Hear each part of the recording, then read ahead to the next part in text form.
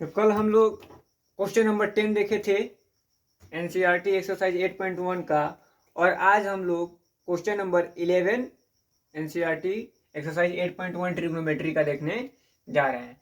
जो question number 11 है वो बोल रहा है state whether the following are true और फॉल्स, जस्टिफाई योर आंसर।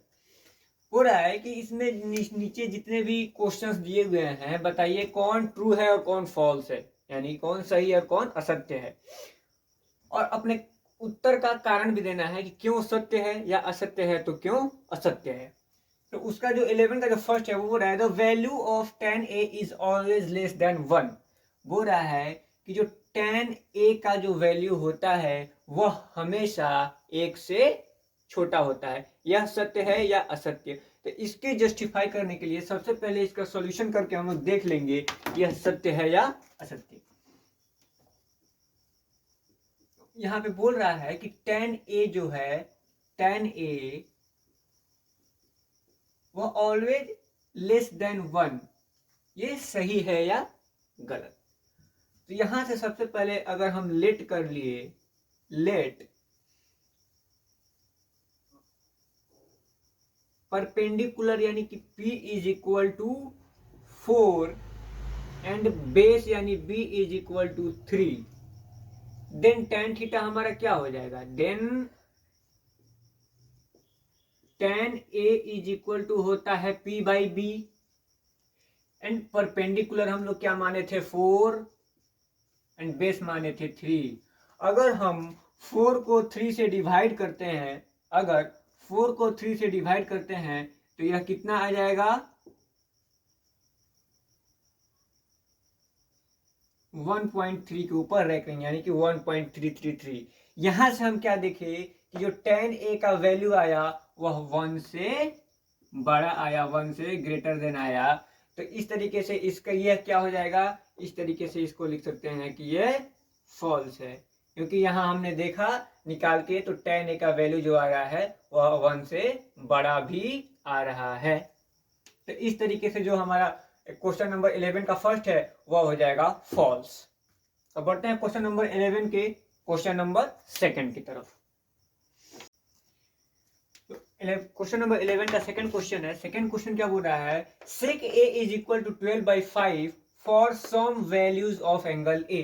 बोल रहा है कि sec a 12/5 होगा एंगल a के कुछ वैल्यूज के लिए, जो sec a होगा वह 12/5 होगा। यह सत्य है या असत्य। तो इसका भी सॉल्यूशन करके देख लेते हैं ट्रू और फॉल्स।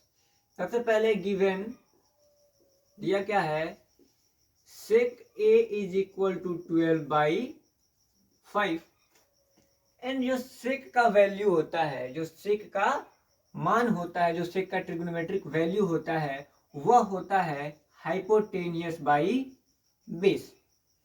हम क्या बताए थे कि जो हाइपोटेनियस होगा वह बेस और परपेंडिकुलर से लंबी भुजा होती है, यानी कि हाइपोटेनियस सबसे लंबी भुजा होती है किसी भी राइट एंगल ट्रायंगल में। तो यहां से हम क्या देखे, यहां से देखे कि जो हाइपोटेनियस है वह 12 है एंड जो बेस है वो 5 है। और यहां से निष्कर्ष क्या निकला, यहां से यह हमको पता चला कि जो हाइपोटेनियस है वह ग्रेटर देन है बी से। जो हाइपोटेनियस है यह बी से, हमारा बेस से बड़ा है, और जो कि सत्य है। हाइपोटेनियस बेस से बड़ा होना भी चाहिए, और यहाँ पे हाइपोटेनियस बेस से बड़ा भी है, इसलिए ये वाला हमारा जो क्वेश्चन नंबर 11 का सेकंड है वह हमारा ट्रू हो जाएगा, सही हो जाएगा। क्यों, क्योंकि हाइपोटेनियस बेस से बड़ा है। हाइपोटेनियस 12 है एंड बेस 5 है, तो ये हमारा हो जाता है ट्रू। अब देखते हैं question number third. Question number 11 का जो थर्ड क्वेश्चन है वह है cos A is the abbreviation used for the cosecant of angle A।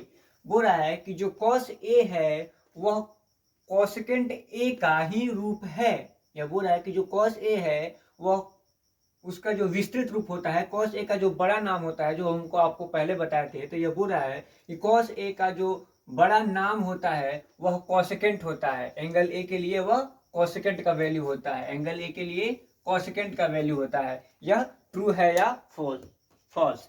तो हम आपको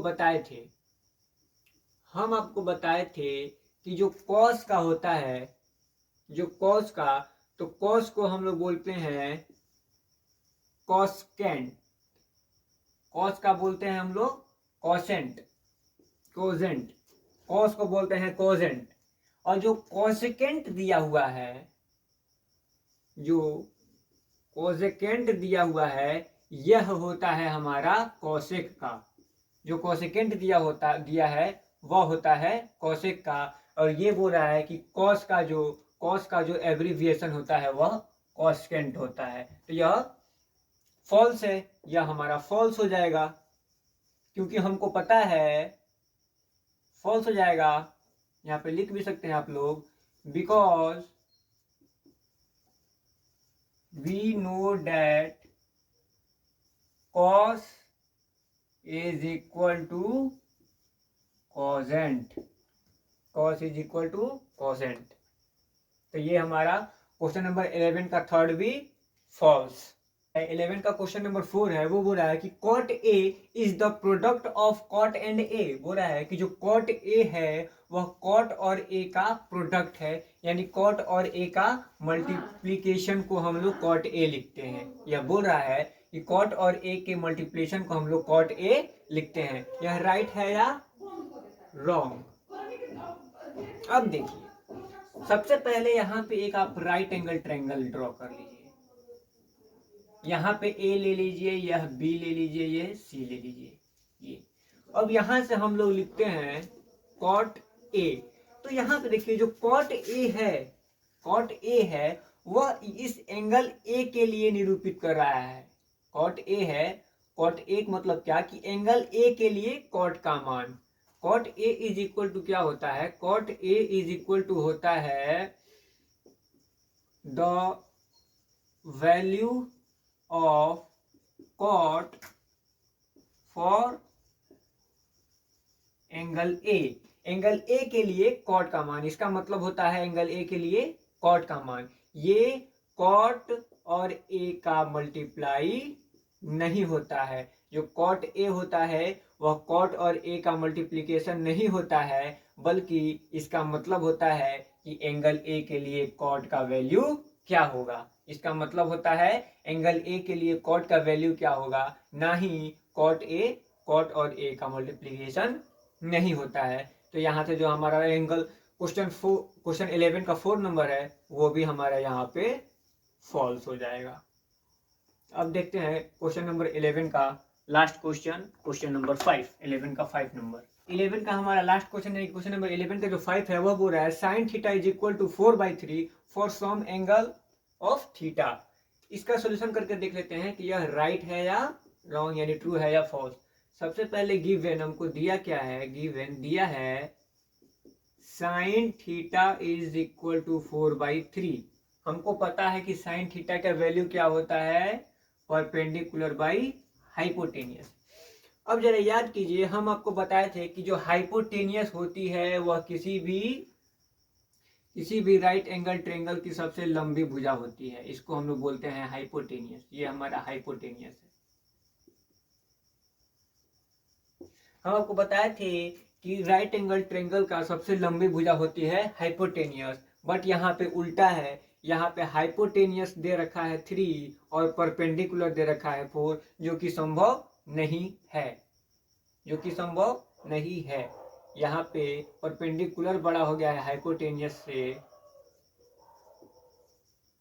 विच इज नॉट पॉसिबल, जो कि पॉसिबल नहीं है।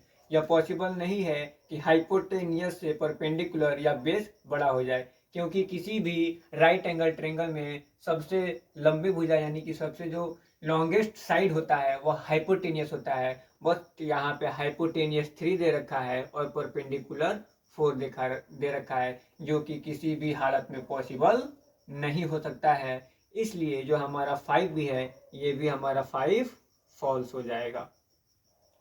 तो इस तरीके से आज हम लोग एनसीईआरटी एक्सरसाइज 8.1 का क्वेश्चन नंबर 11 कर लिए, और ये हमारा एनसीईआरटी एक्सरसाइज 8.1 का लास्ट क्वेश्चन था।